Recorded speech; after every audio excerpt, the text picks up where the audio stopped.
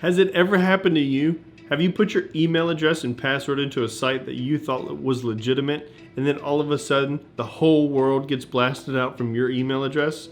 You got phished. Let's keep going, let's learn more, and I'll show you how to prevent it in the future.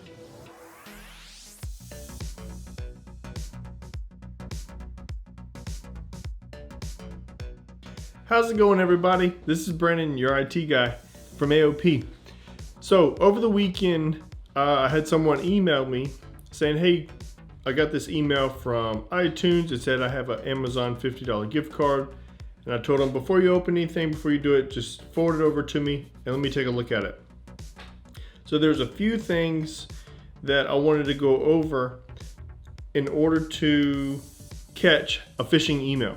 So that's what these are. A phishing email is people that are sending out tons and tons of emails hoping that you will click on something and put your username and password or your email address and your password, and as soon as you click go or submit, you're sending your information back to them.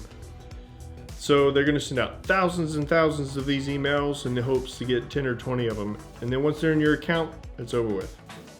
So let's take a look here. I'm going to pull up that email address.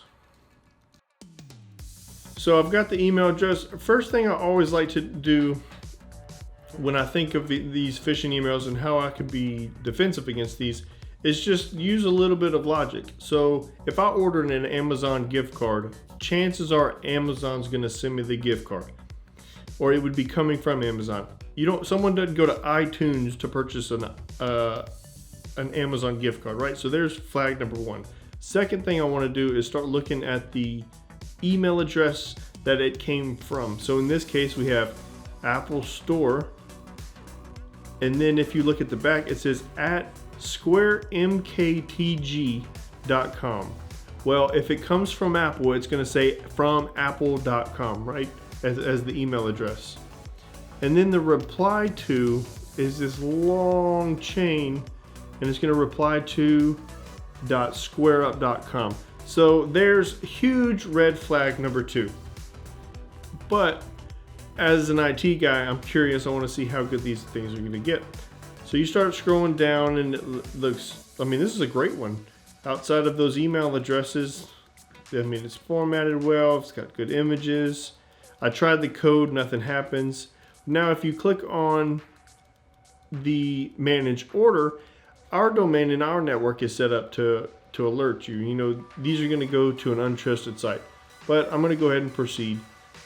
Can we see this? So it asks for your Apple ID. This is where it would be wanting your current Apple ID. I clicked on that one.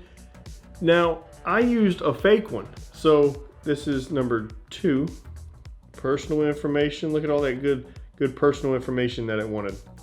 Okay, so I used a fake email address. I just put, fake name at email.com, and it took it. Huge red flag number 3.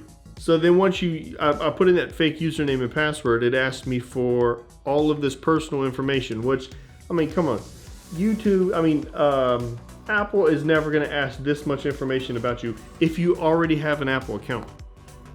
After that one, card details. So now the people that fall for these, they have your Apple or your iTunes login information, your personal information with your address. And now if you fill out this one, they have your credit card information.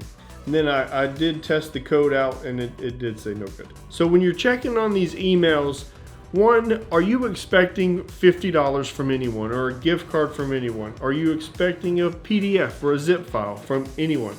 If you're not, just go ahead and delete it. If it's important enough, they'll resend it, promise.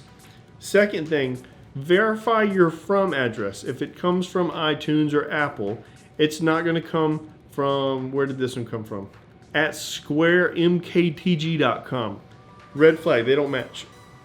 2, if they have these reply to emails at square up with a ton of characters in it. Huge red flag, so verify. If you're not expecting it, delete it. Verify the addresses that they are coming from. And then just use some basic logic on there. iTunes is not going to give out Amazon gift cards. They're probably going to give out iTunes gift cards. So those are just a few tips and tricks on how to protect yourself and prevent yourself and your information from going out into the masses. Do not put your username and password in anything from an email address. Once you sign into your email address, you're finished. You don't need to, unless you're logging on to a piece of software or an app or something that needs your username and password. Don't put your stuff in. So those are just a few quick tips. If this video helped, be sure to share it out, share it with friends. Let's keep everybody protected. Hit the like button, subscribe below, and if you have any questions, always contact your IT guy. Thanks, guys.